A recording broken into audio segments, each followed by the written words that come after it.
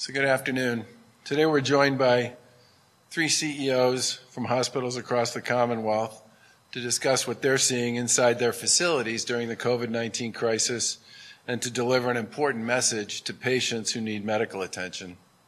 First, I want to give an update on testing. Yesterday, the Commonwealth conducted over 5,000 new tests. That brings us to a total of over 180,000 tests so far. The state reported 1,745 new cases of COVID-19 for a total of nearly 43,000 cases tested positive statewide.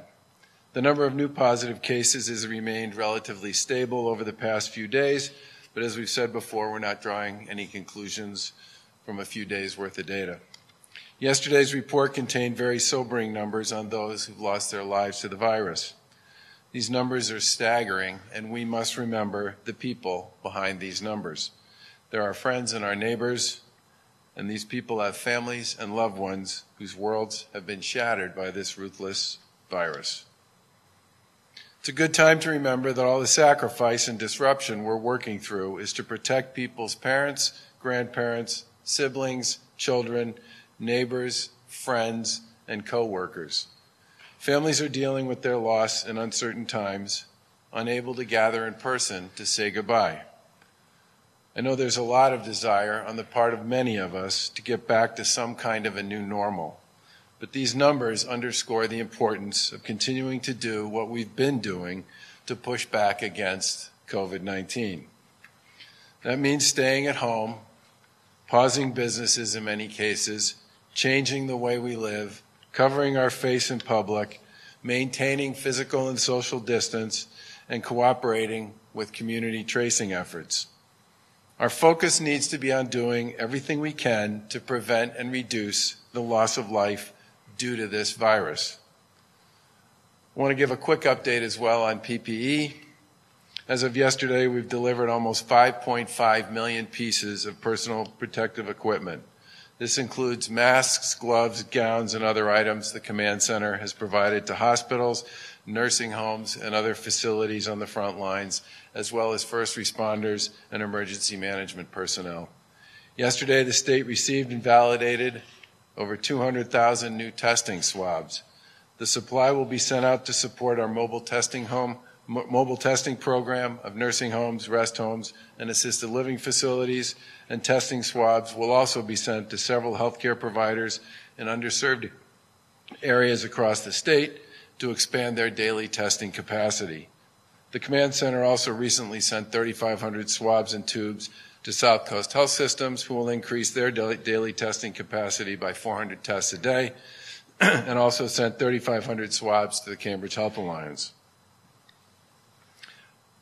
With respect to hospitalizations and hospital capacity, which I know is an important issue for all of us, the Command Center is communicating daily with the hospitals across the Commonwealth, as well as with medical professionals to monitor the capacity in our system. As of yesterday, there were 3,977 patients hospitalized statewide for COVID-19, and that includes a little over 100 new hospitalizations. In total, 9% of the total number of COVID-19 cases are currently hospitalized, a number that's remained relatively stable over the past few days. Out of 18,000 available hospital beds statewide, ranging from ICU beds to field hospital beds, over half are empty and available for patients.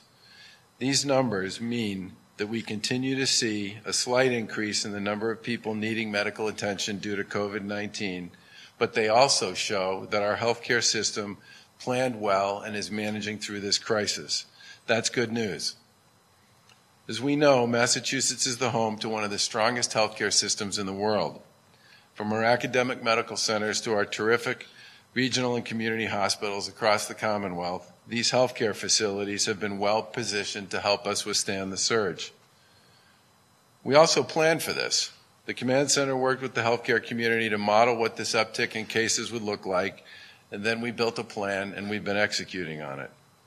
We've worked with our academic medical centers, our community hospitals, and our medical teams to craft a plan that is flexible enough to dramatically increase ICU capacity, dramatically increase bed capacity, and at the same time create step-down capacity so that patients who didn't need to be at an acute level anymore could be moved to a lower level setting. All in all, this process has given us the structure and the flexibility and the capacity that we need here in Massachusetts to work our way through the surge. It also means our hospitals are well positioned to deal with and take care of the other elements of care that are so fundamental to the work that they do every day. And to some extent, that's part of what we want to talk about today. Many hospitals have reported a reduction in patients seeking care for other serious medical conditions, like heart problems, dialysis treatments, and cancer treatments. We know these medical conditions didn't stop when COVID-19 picked up. And our hospitals and our healthcare providers have made accommodations for COVID-19 to ensure that they can also care for the other healthcare problems that they come across every day and do it safely. The purpose of all that surge planning and response was to ensure that our healthcare system would not be overrun and could continue to respond to other emergency needs. People should still call their doctor to talk about their health needs and go to the hospital if they have an emergency. People have worked hard to set up telehealth services, which they've been using to help people talk to clinicians distantly using either video chats or phone conversations to determine whether or not, in fact, they need to be physically seen by somebody. We've also added the Buoy Health System, which has tracked over 85,000 connections so far with people who've used it for self-diagnostic purposes, and if people, based on their data and their submissions, needed to speak directly to a clinician, that's been made possible. And of course, call 911 in an emergency to get to a hospital if you need immediate help. We don't want people getting sicker or exacerbating an illness or an injury, and it's important that people are cared for when they're sick, whether that's for COVID-19 or for something else. Just a few days ago, as part of the regular calls we have every day with hospital CEOs, we discussed this concern over patients delaying life-saving treatment out of fear. And I asked the CEOs to do what they could to get the word out. Many of our facilities have worked together like never before since the beginning of this pandemic, sharing innovative solutions and essential equipment. And the Commonwealth and its people have benefited tremendously from this collaborative approach. And having been involved in the healthcare world for much of my professional career, I can tell you that these hospitals and these organizations are typically, well, pretty competitive with one another. And it's been remarkable to see them work together to make sure that they, you, and we have the capacity and the ability to serve both those who are dealing with COVID-19 and those who are dealing with the other issues in medicine that are much more traditional to what they see every day. And it's terrific that the 6 Boston teaching hospitals participated in a series of TV public service announcements asking residents not to delay care. I want to thank Tufts Medical Center for taking the lead on the project and the local video production company Last Minute Productions for donating their time. The 60 and 30-minute PSAs will be played on all Boston TV stations starting today. I want you folks to take a look at the video, and then after it plays, I want to ask Dr. Michael Apkon, who's the CEO of Tufts Medical Center, to come to the podium and share a few thoughts.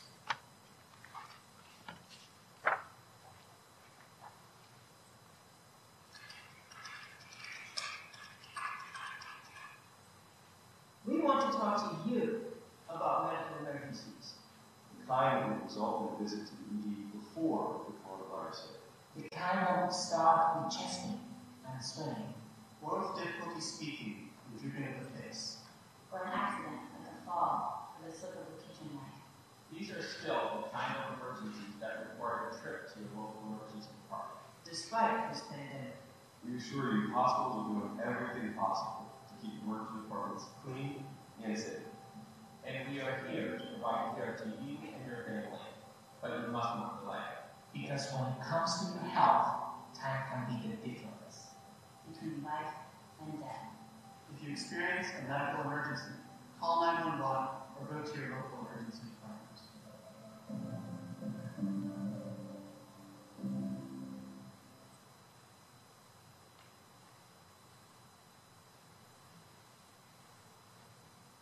Thank you, Governor Baker. We're honored to be here with you and Secretary Sutters today, and we very much appreciate the partnership that the hospitals have had with both the state and the local government. It is true that we are quite busy caring for patients with COVID-19, but we have a growing concern about what we're not seeing. We're not seeing the same number of patients coming to our emergency departments with strokes, with heart attacks, with traumas. In fact, we're seeing about half of the activity that we would normally see during the month of April. We've seen a 60% reduction in the number of patients coming for care of symptoms related to stroke, as one example. This is in part explained by the fact that people aren't on the roads. They're not exerting themselves the way they normally do. But we also know that part of it is because people are afraid to come to the hospital. And our concern is that that fear is leading to adverse outcomes. We've seen children coming to the hospital after having several days of abdominal pain and coming with a ruptured appendix. We've seen patients with symptoms of stroke that are staying at home long beyond the point at which medications that would markedly improve their outcome could safely be delivered. We've seen patients with kidney disease that are staying at home, coming to the hospital too sick to be cared for and survive. We understand the fear that people have, but what we want people to know is that we are keeping you safe at the hospital. We're decontaminating our surfaces, we're practicing social distancing, we're using masks, and we're doing everything that we can to keep you safe. If you are ill, please call your physician to seek care. If you're the victim of violence or domestic abuse, if you're having chest pain, if you're having shortness of breath, or if you're having weakness that might be a sign of a stroke, a heart attack, or a severe respiratory illness, call 911 or visit your local emergency department. What we want you to know is that we're here to help you, we can keep you safe, and please don't delay care that might be vitally important at this time. Thank you. Sure, I'd like to introduce Greg Meyer, who is the Chief Clinical Officer for Partners Healthcare. Good afternoon. Thank you, Governor Baker. Thank you, Lieutenant Governor Polito. Thank you, Secretary Sutters. And a very special thank you to my colleagues who join me here this afternoon. COVID-19 is a horrible disease that is caused by a vicious virus that has extracted a horrible toll, despite the incredible supportive care that our hospitals can offer. That is not always in our control. But we need to avoid a second toll of the pandemic, one for which we do have treatments that work, one that we can control. As we focus our collective energies and resources on combating COVID-19, there has been a less noticed but equally troubling development inside Massachusetts hospitals, a growing number of empty beds in our emergency departments. We are seeing evidence that many people are avoiding seeking medical attention for a variety of urgent issues because they fear possible exposure to COVID-19, or they may not be aware that world-class care here in the Commonwealth is still available to them. At Newton Wellesley Hospital, we treated 5,400 patients in our emergency room in January. In the last 31 days, that number has dropped to just 2,800. And nearly half of those were COVID-19 cases. That's a 48% drop in emergency department volume in just a few months. Some of this is due to our social distancing. We're seeing fewer motor vehicle accidents because fewer cars are on the road. But we also know that there are many life-threatening conditions which do not respond to social distancing. Last year, our hospital treated an average of 20 stroke cases each month. So far this month, we've seen only 7. Sadly, there's no medical reason that I can come up with that states that strokes should be dramatically impacted by social distancing. We don't believe that this means fewer people need urgent care or are having strokes, but we think that it's because people are avoiding critical medical care necessary to treat and recover from those illnesses that we are ready and open to deal with. Since the current pandemic began, we are seeing advanced vascular disease such as leg ulcers and vascular insufficiency that is leading to amputations. One of my surgeons said to me last week that he has done more amputations in the last few weeks than he can ever remember. The story of each of those patients was the same. They knew they had a significant problem, but they wanted to try to take care of it at home because they really wanted to avoid coming into the hospital. Because of that, we were not able to provide them with limb-sparing treatment. Providers are also seeing more cases of advanced cardiac and GI disease. In the Mass General Brigham system, we've seen a 37% reduction in the number of patients coming in with heart attacks, and we've seen a 14% reduction in appendicitis. Sadly, as with COVID, these reductions, which could signal delays in getting care, are impacting our most vulnerable populations in a disproportionate way. This delay or avoidance of emergency care is extremely concerning, as many seemingly minor symptoms can develop into much more serious illness when not treated. For those of you who might be wary of visiting a hospital during these anxious times, let me assure you, Massachusetts hospitals are open for business. We have the beds, we have the physicians, we have the nurses, we have the specialists, we have the resources to treat you. Our healthcare system is effectively caring for COVID-19 patients while also maintaining the capacity to treat any other patient who requires emergency medical care. Through a partnership with the governor, the mayor, Boston Healthcare for the Homeless, and area hospitals and health systems, Boston Hope, and there are other facilities like it across the Commonwealth, are meant to ensure that our healthcare system has an ability to treat patients with acute care medical needs in our acute care hospitals. Please know that Newton Wellesley Hospital and all Massachusetts hospitals are taking comprehensive precautions and doing everything possible to keep our emergency departments and inpatient facilities safe. We have developed policies and procedures to ensure that for those who need it, the hospital is a safe place despite the pandemic. We have also vastly increased our ability to treat patients remotely, removing the need to see patients unless there is an immediate need to do so. Remote care through telehealth provides a convenient and rapid means to have what seems to be minor symptoms assessed by professionals who can determine whether a trip to the emergency room or a face-to-face evaluation is necessary. We're also reminding the public, if you experience chest pain and sweating, slurred speech and facial drooping, severe abdominal pain, an asthma attack, or suffer an accident like a fall or a deep cut, or any other symptom that causes you concern, we urge you to seek medical attention as soon as possible.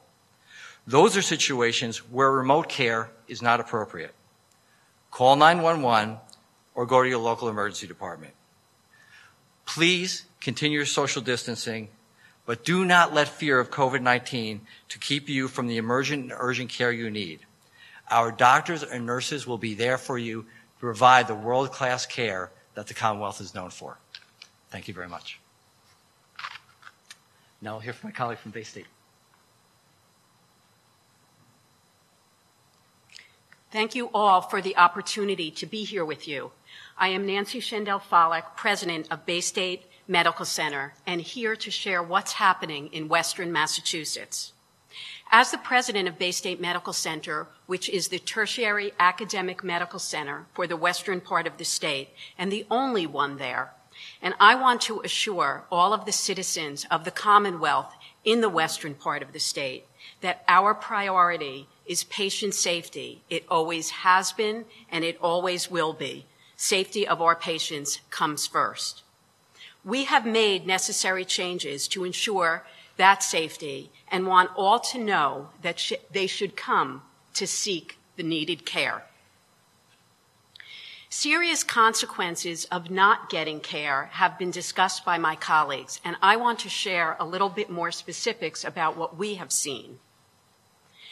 We have seen patients an 80% decline with stroke symptoms, meaning speech impairment, visual changes, wait at home, and not seek care. That was 1 month ago, a total of an 80% decline. Those patients are starting to arrive at Bay State Medical Center. They are seriously ill, and many of them have lifelong debilitating consequences to waiting. In our cardiac care areas, we have not seen a great decrease in numbers. However, we've had patients that have described having severe symptoms for 3 days, patients that walk 2 miles a day that are unable to walk up a flight of steps, that are afraid to come to the hospital. Decrease in blood flow harms organs. We want you to know that you can mitigate these consequences. And like is described by my colleague, we have seen more amputations as well due to the fact patients cannot have limb-sparing procedures. They have waited at home. When we look at surgery across the Commonwealth, we deliberately postponed needed elective surgery. It is now 6 weeks later, and some patients are saying they see a change in their condition, and they think they stay on perpetual hold until we call them. Some patients have described that and have been advised to come to our hospital, and they fear doing so, that they might get COVID even more than treating their serious illness. So if your provider recommends that you come to the hospital, please heed that warning. We are safe and we are here for you. We know that things that seem like a simple hernia or a gallbladder with pancreatitis might be able to wait, yet 4 or 5 weeks later, there can be serious complications from surgery. As the only full-service children's hospital at Bay State Medical Center and the only full-service in Western Massachusetts, our pediatric emergency department normally sees 120 children per day. Now, with the arrival of COVID, we are seeing 25 to 30 children per day. And what we know is that chronic care and chronic diseases do not wait for this pandemic to subside. We have seen children that have diabetes, who have fever and fatigue that last for days, whose families are absolutely frightened to seek necessary care. And we unfortunately have seen some with consequences that cannot be reversed. We know, like was described, others where belly pain leads into appendicitis and an appendix that is now ruptured that could have been more easily treated had a patient arrived earlier. We are also seeing 20% fewer patients in our behavioral health emergency department. And we know that patients suffer from anxiety and depression. And we want them to know to call their primary care provider or their psychiatrist, and if they are recommended to come to the emergency department, to please do so. We want to care for you. We are here for you. The Bay State Health Hospitals have over 1,000 beds. Today, we are caring for approximately 150 COVID patients and 400 non-COVID patients, so we have plenty of capacity. We have space, we have changed our processes to ensure your safety and encourage you to seek necessary care. Thank you. I will turn it back to Governor Baker.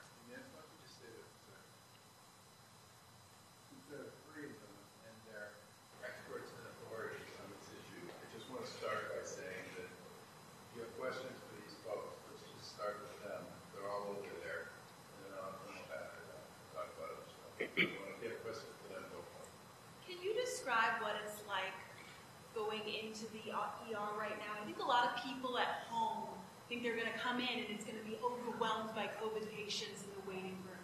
Can you describe how you kind of separate it and keep it clean and safe?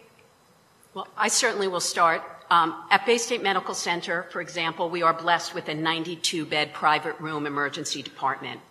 I think one thing that is different is you see care providers in masks and in gowns and in protective equipment so that we are ensuring that they are personally protected. We have focused today on patients. I know all of us care deeply about our healthcare providers and keeping them safe. That said, we triage patients and they are immediately moved into a private room and we co-locate, meaning that we have pods. We put certain patients in pods to make sure that those with respiratory symptoms are separated from those that I would consider non-COVID. I don't know if anyone else. At Tufts Medical Center, we're taking similar precautions, and in those areas of the hospital where people may wait for a few minutes in order to be seen, we're spacing out patients so that they are quite far from each other. People are wearing masks. The main difference that people will see is that our caregivers are using the personal protective equipment. But our emergency department and all of our other diagnostic areas are far less busy than they typically would be because of the reduction in our elective cases and because people are just not coming. So the main experience difference will be really around the use of the masks.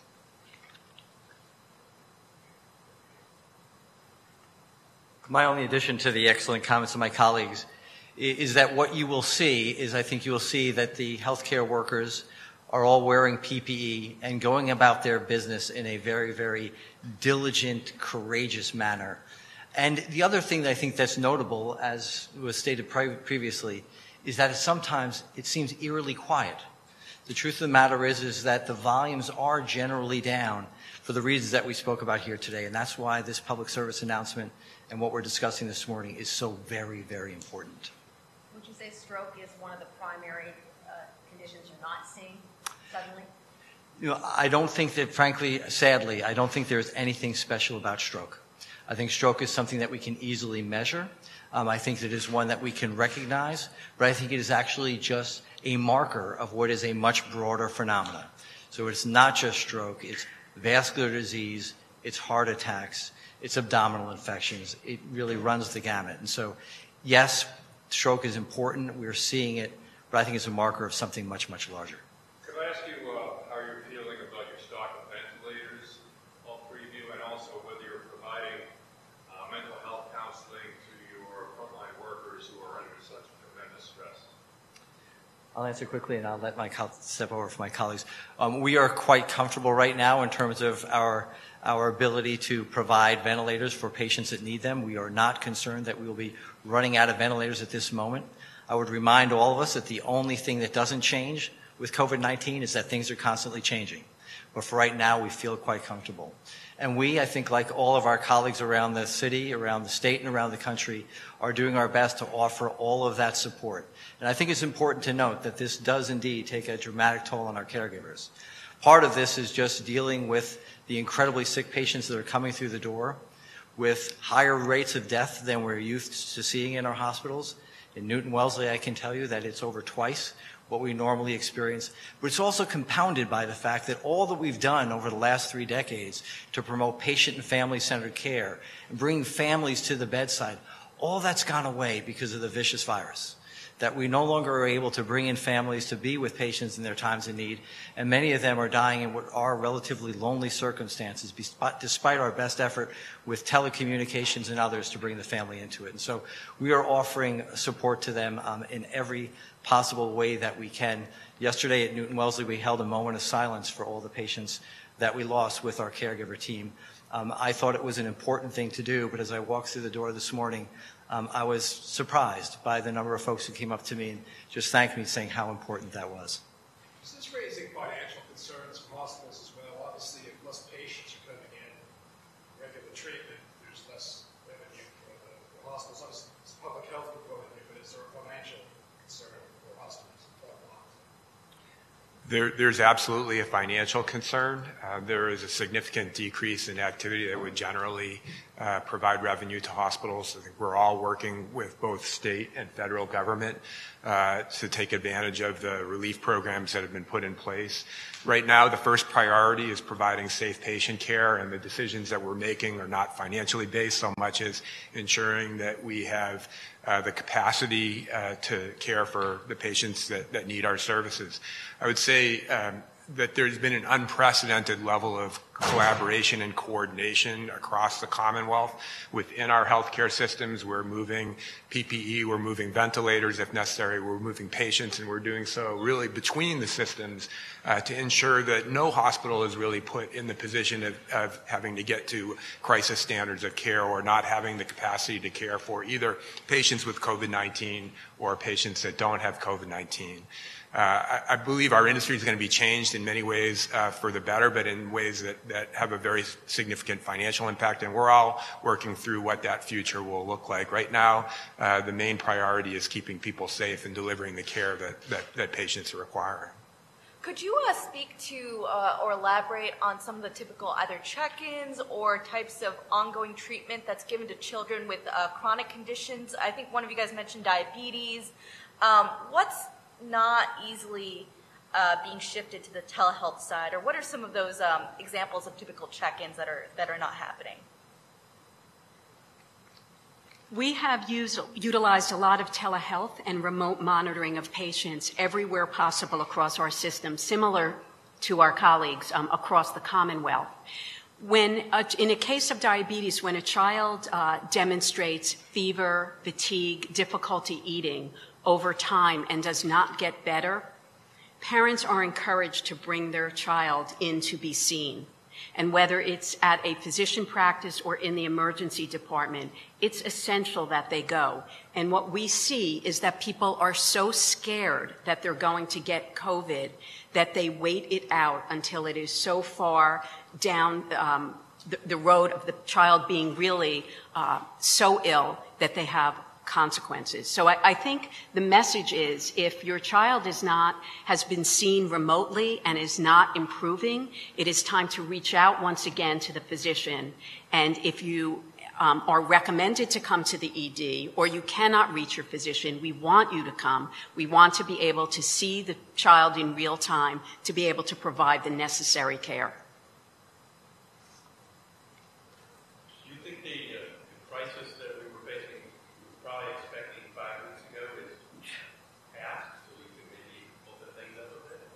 Well, I would say that we are seeing a leveling of our cases in the western part of the state, and specifically at Bay State Medical Center. Our peak was on April 8th. I know that it's more than a single point in time, so it's something that we're watching closely, and I will leave it to the governor about when to open things up.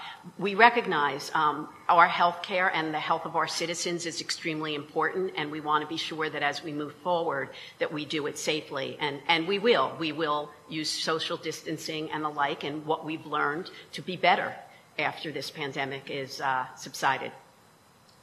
Are any of you concerned about, since routine checkups aren't really happening right now, a lot of this stuff, at least some of it, mammograms, et cetera, can catch these things and then they start seeking more care? Are you concerned about what's not being caught in these routine checkups since they're not happening? Well, we are still taking appointments for routine care, and we are looking now so that we're hopeful that by June we'll be able to start. So we encourage people to make their appointments. If people have missed appointments, we are reaching out to them to reschedule.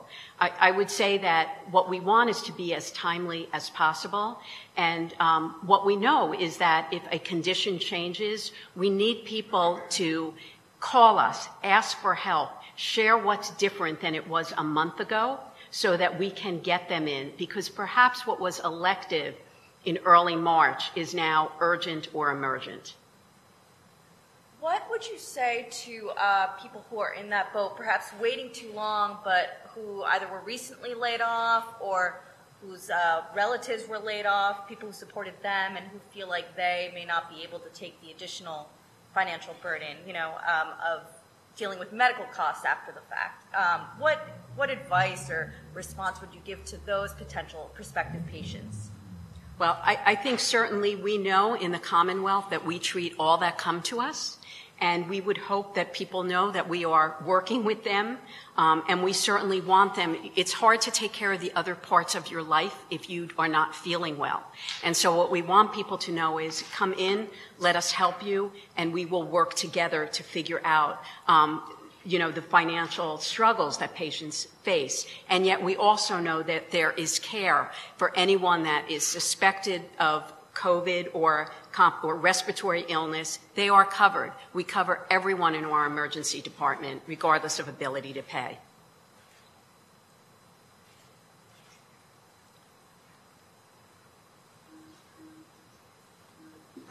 Just let me follow up a little bit on this. This started as a conversation a few days ago with a number of the folks in the healthcare community, and we did some outreach to discover if there was a sense amongst, the emergency management community or some of the other folks who are part of this process about whether or not they had seen something. And what we got back from most of them was commentary, not just on what was going on here, where they said they thought they were starting to see a little of it, but they hadn't seen that much. But many of them have operations and colleagues in other places, and they talked a lot about what they'd seen or heard from other places. And even a Google search will show you that this issue has been an issue almost everywhere that COVID's been. And in some cases, it's because the healthcare system's been overrun and it doesn't have the capacity or the ability to serve, okay, which is part of why we all work so hard to make sure that wouldn't be an issue here. But I can't express how important it is for people to understand that a lot of work was done by a lot of people to make sure that when people had non-COVID healthcare issues, that the capacity and the talent would be there to take care of them. And that's exactly what this message is about today. When do you expect to resume elective surgery procedures, things like this? I think that's going to be a function of how we deal with the daily count on hospitalizations and some of the other measures we're following. We've said for the past several days that we believe we're in what we would call sort of the top of the surge. And when we get over the top of it, we'll start talking with folks in the healthcare community about that. Do you think that once you resume that will signal to people that it's okay to go back to the hospital? Well, I'm kind of hoping that what's going on here today would be part of that signal. I mean, you listen to these folks, they talk about, I think the numbers at Bay State, where you have 150 COVID folks and 400 others. That means they have almost 3 times as many people in the hospital who have nothing to do with COVID, all right? And they have extra capacity that goes way beyond that. These are great institutions. They've thought a lot about infection control. They've learned a lot about it over the course of the past 5, 6, 8, 10 weeks. And I think it's really important that people not presume that either the system can't take them or that there won't be a bed for them or there won't be a doc for them, because there is and there will be. And that's exactly what we spent a lot of time making sure would be the case. Governor, one thing I was wondering about, and I don't know if this is something that would be more so regarding the partnership with community health centers or also hospitals, but are there any plans to increase testing in Western Massachusetts similarly to the announcement that you made yesterday with regard to the community health centers around here? You want to speak to that?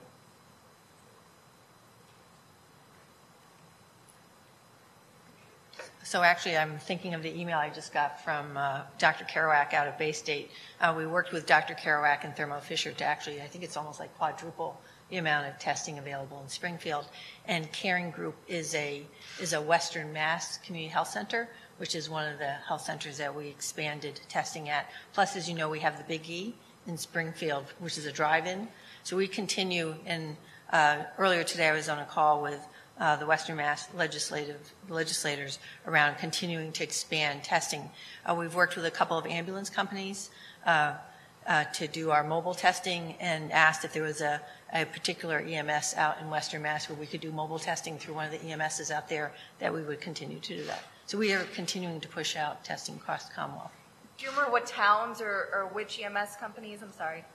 The ones that we currently are working with are Brewster and Cataldo in the more eastern part of the state, but as you know, they go everywhere, as does our National Guard. Secretary Sutters, could I ask you a question before you speak up? I'm getting my steps in. I've heard from advocates for seniors that they're concerned about the level of testing for assisted living. They're not licensed by the state like a nursing home, yet you've got a lot of older people, COVID-19 sometimes spreading through. Are you giving enough attention to the 17,000 residents of assisted living? I guess they're considered apartment dwellers, but Absolutely. It's kind of a different category. So, so as you know, when we started to roll out the mobile testing, it was nursing homes and rest homes, and we have now expanded it to assisted living and continuing care communities, because continuing care communities have often have assisted living, nursing home, and independent living. And so we were starting to do nursing homes and assisted living, and then the people who were living in independent living weren't included. So we've just actually sent out a communication reminding people, like the entire community care community can be tested. Governor, a Northeastern study that came out Just today. add one other thing here, Jonathan. Some of those 200,000 new test swabs that we just validated are going to be used to support testing in assisted living facilities as well. Governor, a Northeastern study that came out today showed that it's often with that 2,000 cases of coronavirus as of March 1st, and that's, the day we reported the first case in the state. I guess your reaction to this, and if anything, should have been done sooner to stop this one. What I would say is that we were working with the guidance and advice we got from the experts in the public health and the healthcare community here. And we were one of the first states in the country to do many things with respect to the coronavirus. And I think what I would say at this point is we are going to continue to take our guidance and advice from the folks in the public health world and the healthcare community. That's part of why we're here today talking about this concern we have, which has been borne out in other places where the coronavirus was before it came here, about accessing health care for non-COVID related services. But I think in many ways, this is an unprecedented virus, and we are all learning as we go here and making what we consider to be the best decisions we can on behalf of the people of the Commonwealth. And once again, we recognize and understand the burden and the difficulty that that creates for people. But the flip side of that is because of all that work that people did, we have a healthcare system that's in a position where it can both take care of people who are dealing with COVID and take care of people who have other medical conditions, which is something that hasn't necessarily been true in many other places that are dealing with this. Last question. I was just curious, almost every day I get something that people have lost against this day, or advocates are calling for releasing prisoners or more testing in prisons or whatever. How do you think it's going? I see there are 7 deaths and several hundred positive cases, but maybe I'm sort of jaded by the nursing home situation. It doesn't seem, at 8,000 inmates, it doesn't seem as severe as many of the nursing homes are facing. How do you think the state prison system is doing in dealing with COVID-19? Well, the state prison system spent a tremendous amount of time with the public health folks in developing their strategies, both for what went on inside the prisons and what went on outside the prisons as well before people showed up for work and all the rest. I think the long story short is they are in constant contact with the Department of Public Health around the policies and protocols that they're using, whether it's related to hand sanitizer or testing protocols or almost everything they're doing with respect to disinfectant and visitation and everything else. And I think that's going to continue to be the way they go about doing their work. But this was obviously something that from the very beginning we took really seriously. The conversations between public health and the Department of Corrections literally started, those might have started in early March, right? Do you think they're handling it pretty well? I think generally speaking, they are following the guidance that they're getting and have benefited from that. But there's always going to be room for improvement on all this stuff. And I think we constantly try to make adjustments based on the data and the information that we gather as we go. Governor, we have heard some reports of some hair salons deciding to try to reopen using safety precautions and CDC guidelines. Is it just too soon for those types of businesses to open because of the nature of what they do?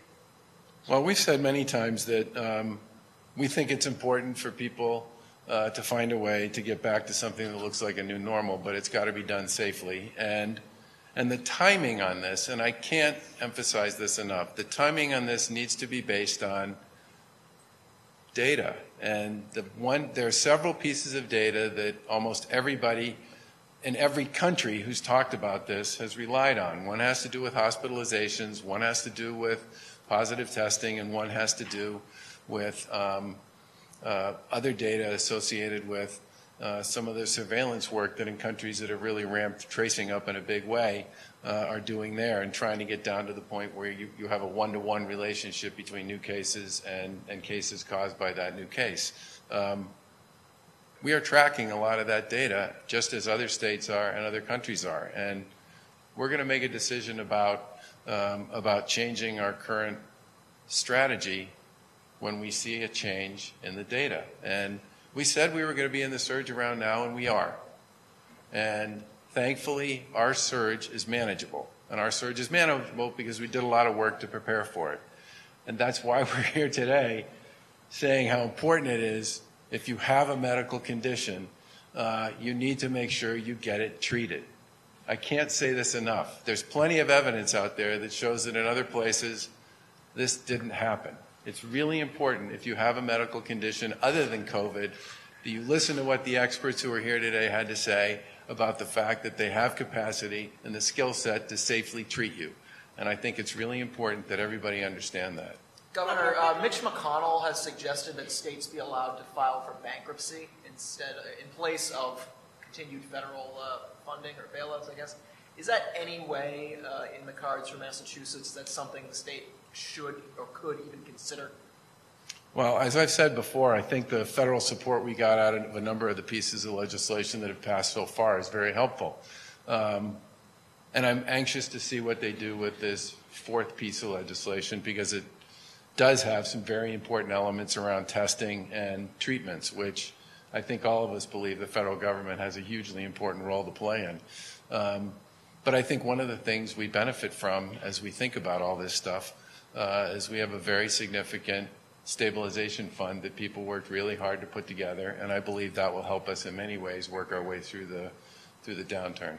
Governor, have you heard it? Can you tell us what the state is doing to ensure that the number of deaths aren't being undercounted with people dying at home? I know there's new concern that possibly the numbers are what we think.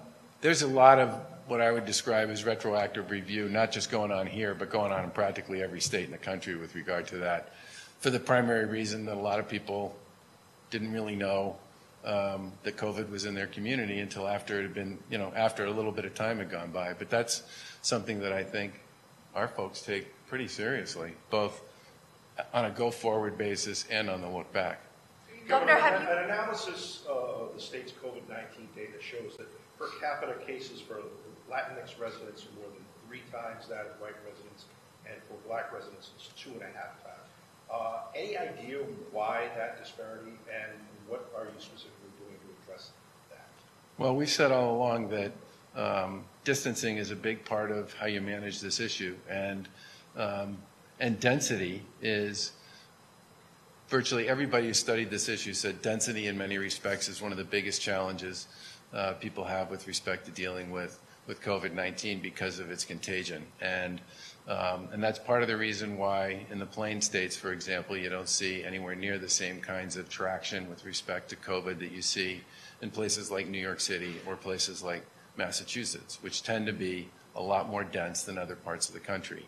And I think in particular, on the issue that you raised, that has a lot to do with density. And it's part of the reason why we've been so aggressive about expanding our program with the community health centers, because they are, in many cases, the most important care asset in many of those communities. And it's who we're going to work with to try to see if we can't do everything we can to make sure people know where to go, know what their standing is, and how to access care. Thank you. The unemployment numbers released today, slightly down from last week, still a huge number, 80,000.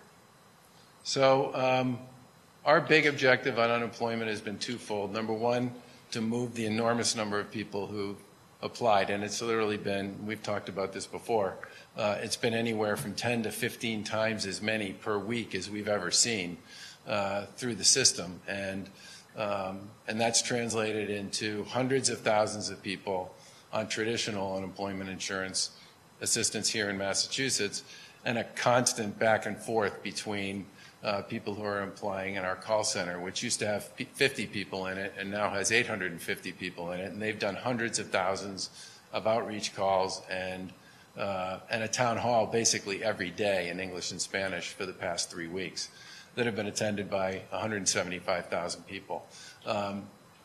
We also set up an electronic application for the so-called gig workers who don't qualify for traditional unemployment insurance. And I got to give a lot of credit to the team on that one. They put that up in 2 weeks. And we're one of a very few number of states that's actually accepting online applications for gig workers and has the program integrity that needs to be in place to ensure that we pay appropriately to people who apply. And those folks, in many cases, are probably going to start getting their checks next week, which is a great thing because that's a big part of the community that I think we all wanted to make sure that we got resources out to as quickly as we could. Governor, Thanks. retailer,